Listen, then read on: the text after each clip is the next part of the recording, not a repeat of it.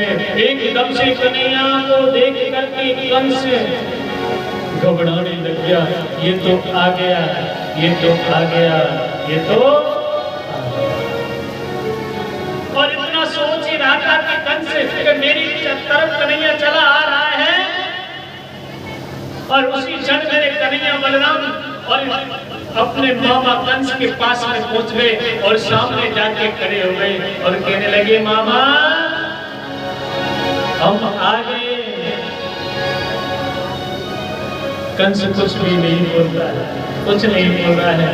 आज बार बार कहते हैं कन्हैया मामा कुछ तो बोलो। कंस के पास में कोई जवाब नहीं है। अब क्या होने वाला है? आंखें खुली रह गई, मुंह फटा हुआ रह गया और कोई जवाब नहीं दे रहा है। मेरे कन्हैया कहने लगे, मामा उस समय को याद करिए, कुछ याद है मेरी जननी का, कुछ याद है मेरी जननी का,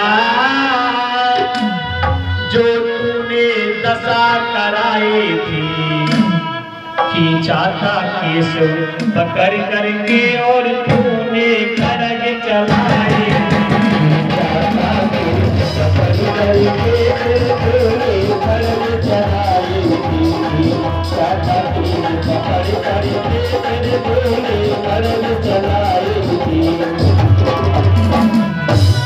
कि मामा उस समय को याद करिए जिस समय मेरी माँ की शादी कर रहे थे आप, और माँ की शादी करते करते एक आकाशवाणी के कहने से तुमने मेरी माँ के केसों को पकड़ करके और रथ के ऊपर से नीचे खींच लिया और हाथ में तलवार लेकर के खड़े हो गए।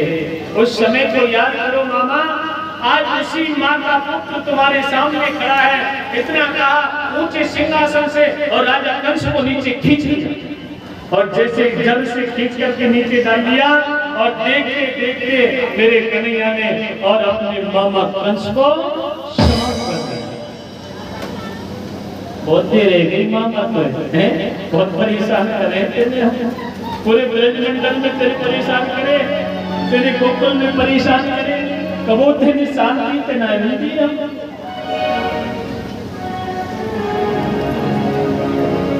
मेरे कन्हैया ने जो कंस के माता पिता यानी कि मेरे कन्हैया के नाना लगते हैं, जो कंस ने अपने माता पिता को कारागृह में बंद कर रखा था, अपने खुद माता पिता अपने नाना नानी को छुड़वाया है, जेल से मुक्त कराया और सभी को मुक्त करा के और अपने माता देवकी और वसुदेव जी के पास में गए और जेल से मुक्त कराया। महाराज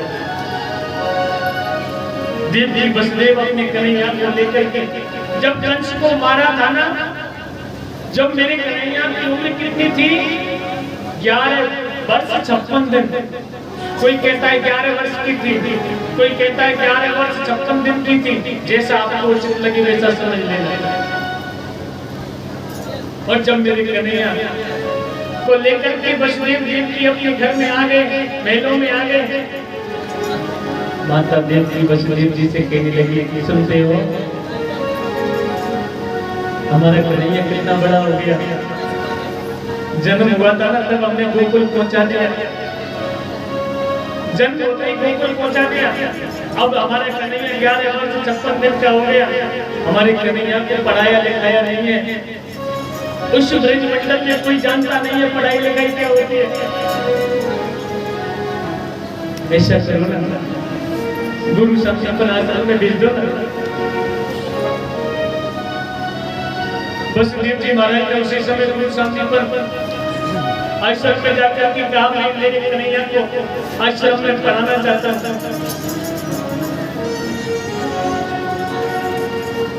और महाराज कृष्ण सुबह अपने रथ पर बैठ करके गुरु संस्थापन आश्रम में जा रहे हैं शिक्षा ग्रहण करने के लिए। अब तो जैसे जब जा रहे थे शिक्षा ग्रहण करने के लिए, परीक्षित जी, परीक्षित महाराज मोहित लेकर तो शिक्षा ग्रहण करने पहुंच गए थे। हाँ, नींद आ रही है क्या? जय जय श्री राम। नींद सी तो आ रही है। हाँ, बोले तो तुम चार इनाम है। आज गुरु संकीर्तन आश्रम में पढ़ने के लिए जा रहे हैं और जैसे रथ में बैठ करके जा रहे थे रास्ते में, और मेरे कन्हैया ने रोने की आवाज को सुन लिया, और जैसे रोने की आवाज को सुना और मेरे कन्हैया ने अपने रथ को रोक लिया। कन्हैया उतर करके रथ से नीचे गए और जाकर के देखा कि एक शिष्य वो भी छात्र है और वो रास्ते में बैठ करके रो रहा है, जिसके पैर में कांटा लगा हुआ है। उससे पूछा मेरे केशव ने, भैया कौन हो? मैं सुदामा हूँ।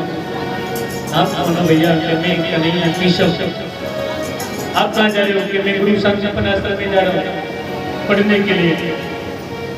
आप कहाँ जा रहे हो? मैं भी उसी आश्रम में जाता हूँ पढ़ने के लिए, पर मेरे पैर में कांटा लग गया है, मेरे से नहीं चला जा रहा है, बड़े जोर से रक्त बह रहा है।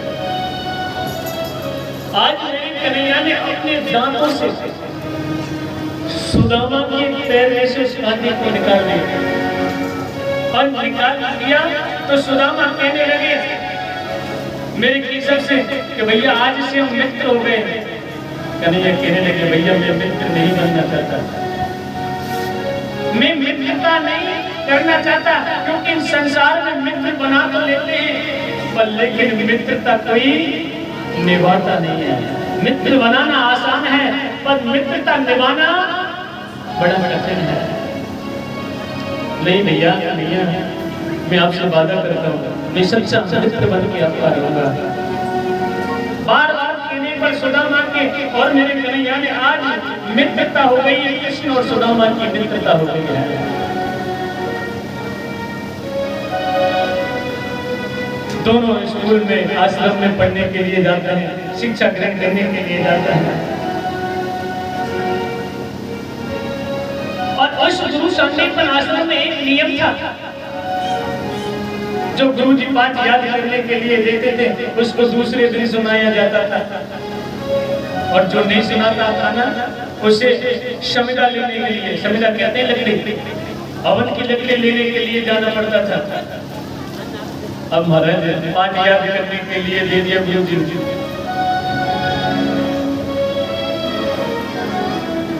दूसरे दिन गुरु जी ने पूछा पाठ याद करके लाए हो? सुदामा खड़े हो जाओ। सुदामा को पाठ याद नहीं है। कन्हैया को खड़ा कर लिया, कन्हैया पाठ याद करके लाए हो? जो करके नहीं दिया था। अपने मित्र की खातिर कन्हैया को पाठ याद था, लेकिन अपने मित्र की खातिर और कन्हैया ने पाठ को नहीं सुनाया। शांति पर गुरु जी ने कहा जाओ गौ माता के पास गुड़ चने ले जाओ और शमिदा लेने के लिए वन में चले जाओ। गुरु माता के पास में गए, गुरु माता ने गुड़ चने दे दिए। दोनों मित्र जाकर के और जंगल में लकड़ी बीनने लगे।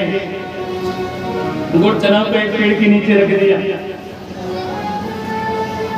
सुदामा को बड़ी जोर से भूख लगने लगी, कहने लगी भैया कन्हैया मुझे भूख लग रही है। कि भैया मुझे भूख नहीं लगी है, तुम खा लो। सुदामा अपने हिस्से के गुड़ चना को खा लिया और कन्हैया के हिस्से के गुड़ चना को खा लिया।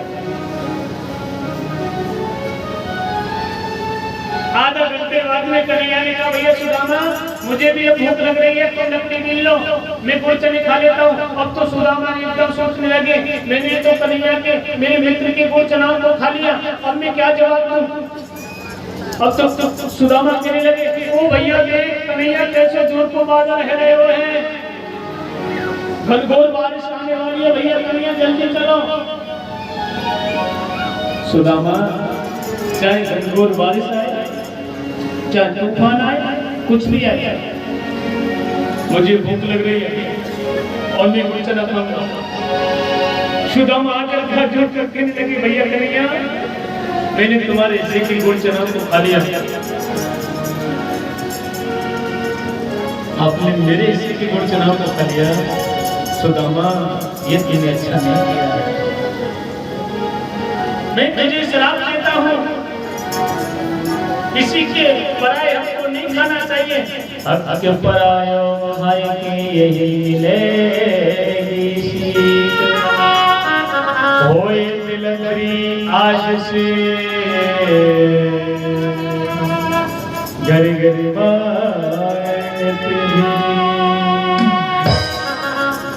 इतना कहा, सुदामा के नेत्रों में जल से आंसू आ गए। कहने लगे भैया कन्हैया ऐसा शराब मत दो। बार बार रोने पर सुदामा ने कहा भैया अगर ज्यादा कष्ट परेशानी आ जाए तो आप कहाँ मिलोगे।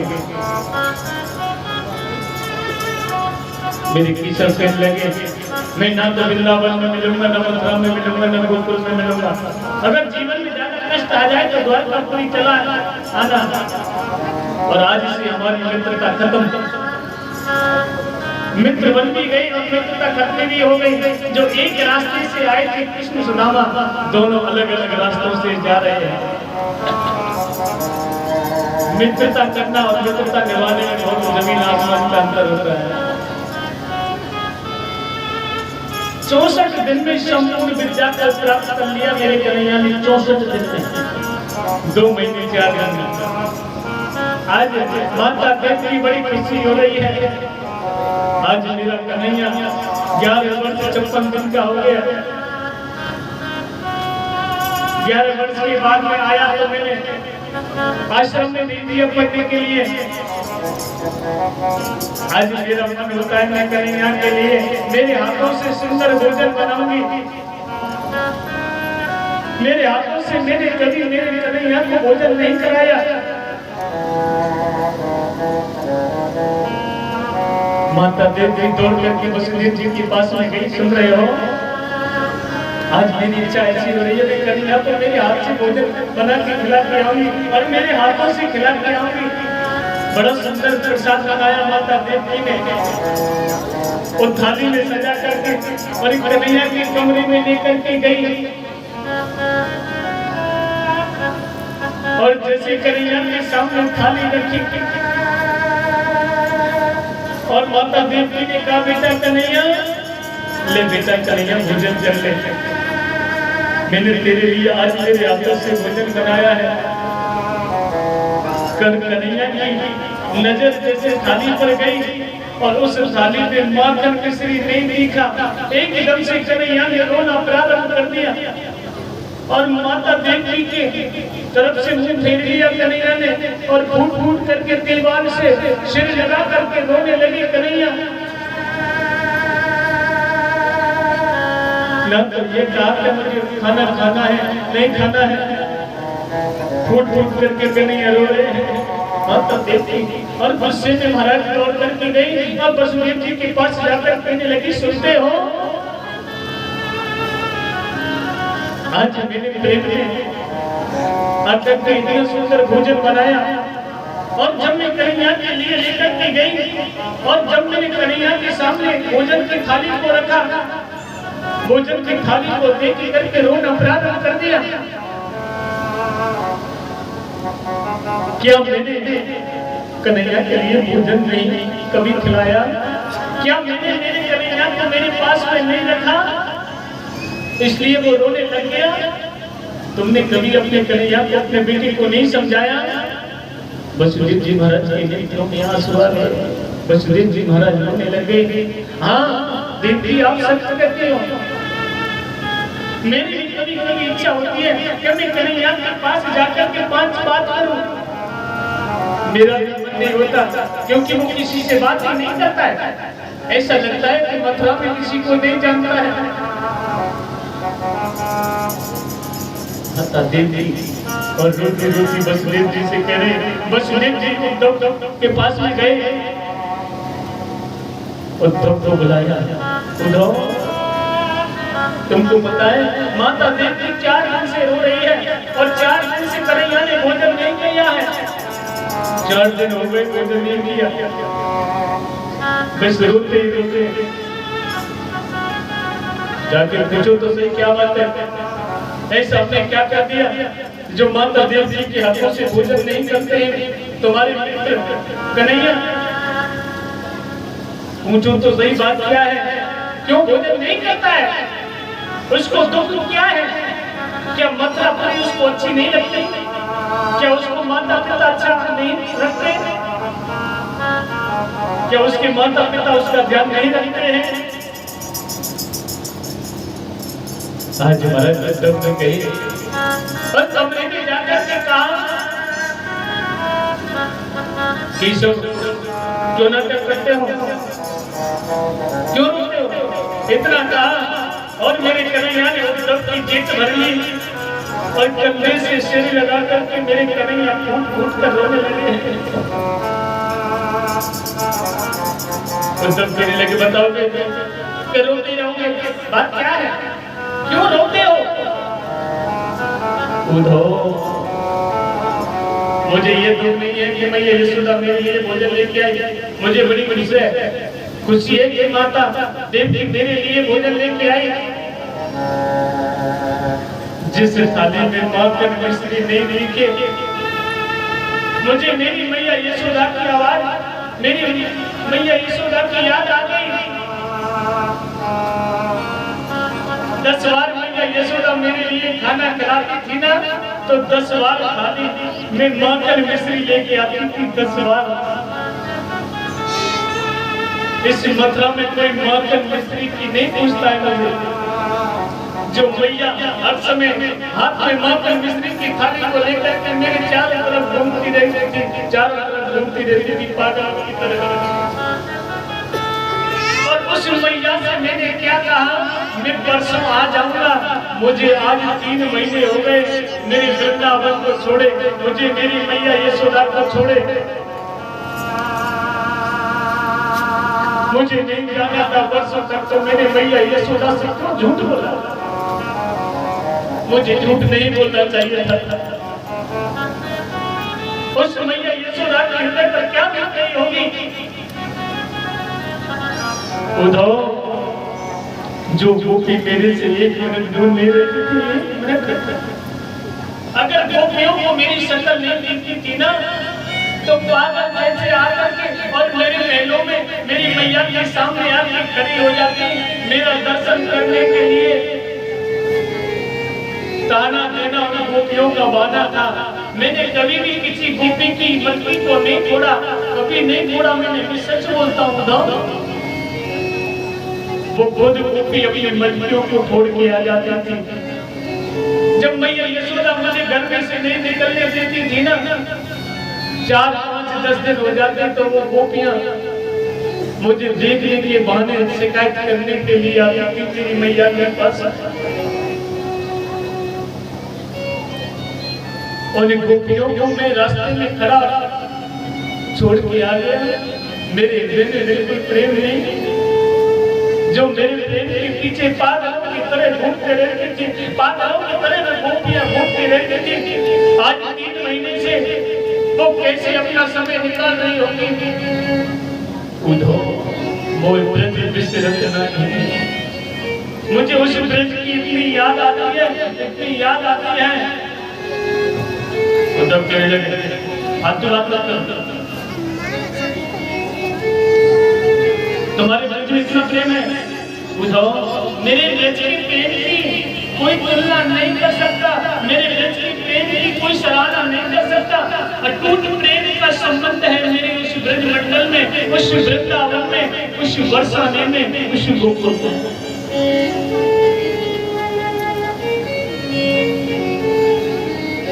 उद्धव कहने लगे, मैं सुबह जाता हूँ, मैं देख के आऊंगा तुम्हारे उस ब्रज मंडल में कैसा प्रेम है, उन सबको समझा दूंगा। मैं उद्धव को, मैं ज्ञानी हूँ, ज्ञानी। मैं उन सब ब्रजवासियों को ऐसा ज्ञान दे के आऊंगा कि वो सब भूल जाएंगे कन्हैया को। कोई तुम्हारा नाम नहीं लेगा कि कौन कन्हैया, कैसा कन्हैया। उद्धव, ऐसा कभी नहीं हो सकता कि मेरे ब्रज मंडल में जाकर के आप मेरे प्रेम को पहचानोगे, कि आप अपने ज्ञान को बांटोगे, वो तो समय बताएगा। उद्धव कहने लगा, मैं सुबह जाता हूँ, मैं ये यशोदा से जाके बोल दूंगा, सभी गोपियों से जाके कह दूंगा, चिंता मत करो। पर माता देवी के हाथों से जो भोजन बना के लाती है उसको तो खा लिया करो। माता देवी के हृदय पर क्या दिखती है जब वो खाने की थाली को वापस लेके जाती है?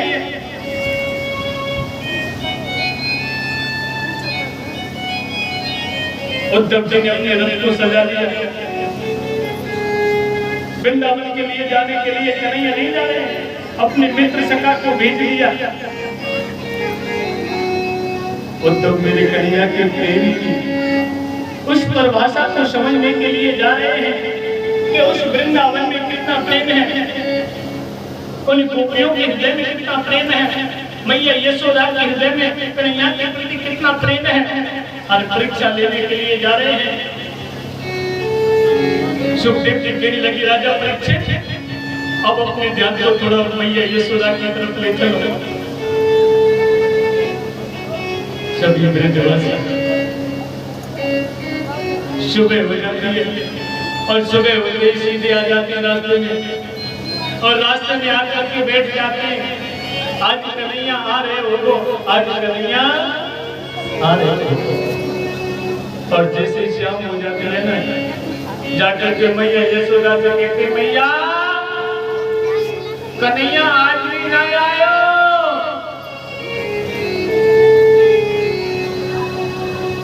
सुबह होती है तो आस लगती है आज कन्हैया आ रहे हो, आज कन्हैया आ रहे हो। और जैसे जब सूरज डूब जाता है, रात्रि हो जाती है, मैया यशोदा का विश्वास खत्म हो जाता है।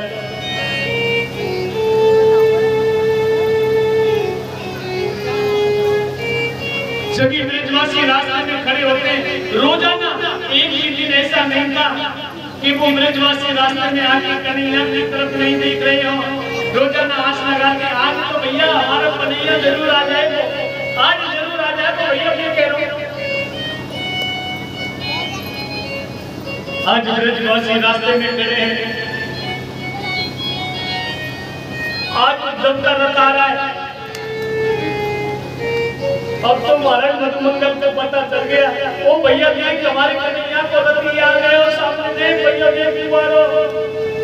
सुबल कहने लगा देख भैया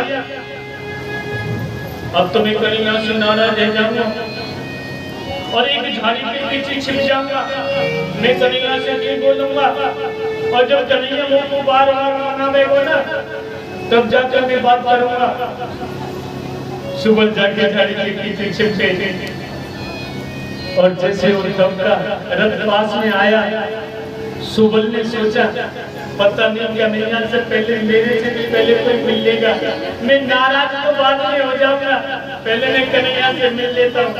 नहीं रहा गया झाड़ी के पीछे। सुबल झाड़ी के पास से निकल करके और रथ के पास में पहुंच गया। मधुमंगल सुबल दोस्त दामा सभी अच्छे सका, और देखा रथ में कौन बैठा है। रथ को देख कर रहे थे तो बड़ी खुशी हो रही थी, और जब रथ में बैठा हुआ देखा तो एकदम से सभी ब्रजवासी चुप हो गए, कोई किसी से नहीं बोला। जो रथ में बैठ के आया है वो कहने लगा मैं देखो मथुरा से मैया यशोदा के मेलों की तरफ जाना है। ब्रजवासी कहने लगे वारे कन्हैया वारे की सब खुद नहीं आए तो अपने मित्र को अपने भाई को भेज दिया, अपने सखा को भेज दिया। क्या मतलब था भेजने का? कि सब क्या हमको समझाने के लिए भेजा है? मतलब कहने लगे भैया सुनो मेरी बात तो सुनो, मैं उद्धव मैया यशोदा के महलों की तरफ जाना चाहता हूँ, रास्ता कौन सा जाता है? सखा कहने लगा जो जल दिख रहा है ना तुमको जल, इस जल के किनारे किनारे चले जाओ, जहाँ पर ये जल खत्म हो जाए समझ लेना मैया यशोदा के महल है। ये मैया यशोदा के नेत्रों का जल है, मैया यशोदा के नेत्रों का जल है। रो रो करके अंधी हो गई है मैया यशोदा, रो रो करके अंधी हो गई है। जो जल भर रहा है किनारे किनारे, उद्धव जी चले गए। मैया यशोदा बेहोश अवस्था में और खंभे से सिर लगा के और माथे से हाथ लगा के बैठी है। उद्धव जी ने रथ को रोक दिया। मैया यशोदा के महलों के सामने उतर करके गए और महलों में प्रवेश किया।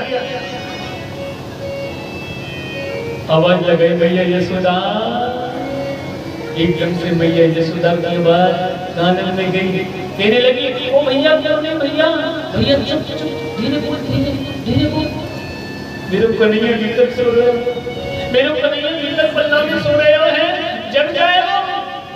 मैया यशोदा को आज भी ये लगता है कि मेरा कन्हैया पल्ला में सो रहा है। उद्धव से करिए ज्यादा तेज मत बोल, भैया जो कौन है।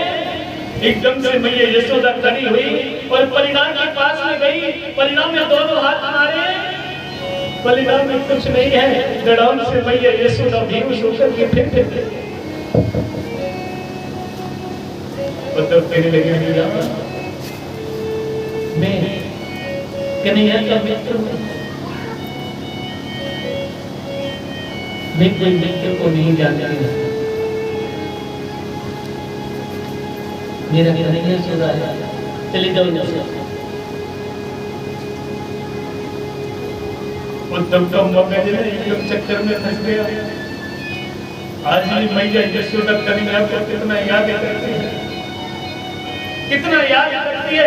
एकदम से उद्धव का सिर चक्कर खाने लग गया और मैया यशोदा के महलों में से निकल करके और गोपियों के पास में पहुंच गई और गोपियों के पास जाकर देखा, गोपियों ने मिलो तुम आए हो पाती लेके, आप कन्हैया को याद करते हो? हाँ, बहुत याद करते हैं। एक एक सांस निकलती है ना तो कन्हैया की याद आती है, एक एक काम करती है तो हम कन्हैया की याद करते हैं। अच्छा, सभी गोपियों ने इशारा किया, सभी गोपियां आ गई और उद्धव को बीच में ले लिया और उद्धव को ले गई महाराज जाप फैला करके। देखो हमारी कन्हैया यहाँ पर ऐसे लीला करते थे, हमारे घरों में ऐसे मारकर चोरी करते थे, यहाँ पर हमारी मजबूरी फोड़ते थे, यहाँ पर हमने महाराज किया था, यहाँ पर मेरे कन्हैया बैठ करके हमारे बचपन को चुरा करके उनके ऊपर चला के पेड़ पे ले जाते थे।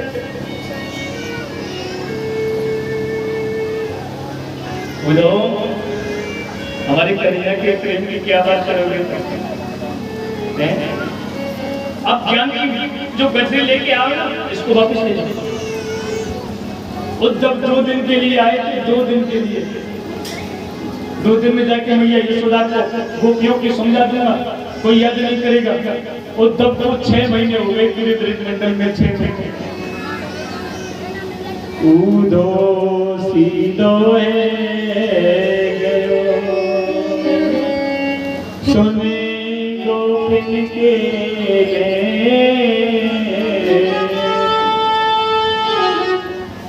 उदो सीधो है, सुन गोपिन के गोपियों के प्रवचनों को सुन करके, उनके प्रेम को सुन करके उदो सीधो है गया और पता चल गया कि दंगे केशव तेरी लीला, तेरे ब्रज की कहीं ना जा, तेरे ब्रज की प्रेम की कहीं ना जाना।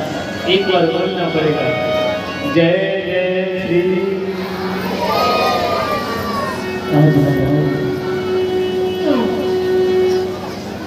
6 महीने बाद में जैसी वापस गई जाकर के कह दिया, कन्हैया तेरे ब्रज की तो बढ़िया बात है, अलग है, कहीं कह ना सके भैया तेरे ब्रज की। मैया यशोदा तो तेरी याद में आंधी हो गई है, अंधी हो गई है, सभी ब्रजवासी रोते हैं, तेरे लिए गाय बछड़े भी रोते हैं। पता चल गया ना उद्धव, मेरे ब्रज में कितना प्रेम है। मेरे ब्रज में कोई ज्ञान को महत्व नहीं देता है, मेरे ब्रज में तो प्रेम को महत्व देते चाहिए। और प्रेम के पीछे ज्ञान कभी नहीं लगता है, और ज्ञान तब पीछे लगता है जब सामने वाले में प्रेम हो, जब ज्ञान काम देता है।